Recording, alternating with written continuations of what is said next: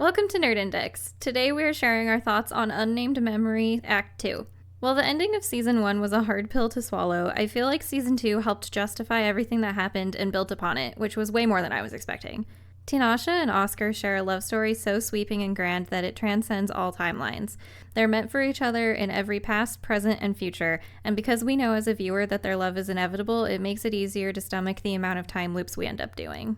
Time travel was very interesting with how the main antagonist had to live through every time that someone did use the orbs to travel back. And on the backdrop of their romance, we still had a lot of intriguing international diplomacy, magic usage, and combat. The fight with the Demon Queen in particular was really well done. I thought that the world had a lot more going on than what was just presented in the show, and it would be really cool to explore it more with the otherworlders and how they play into how the world was built.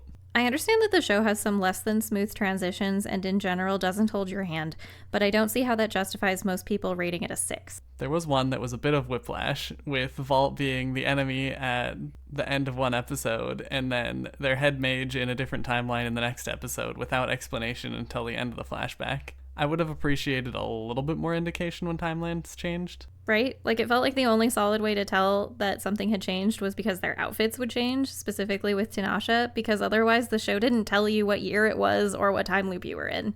But I was engrossed, feeling so many emotions and so much empathy for the characters that those smaller complaints didn't matter that much.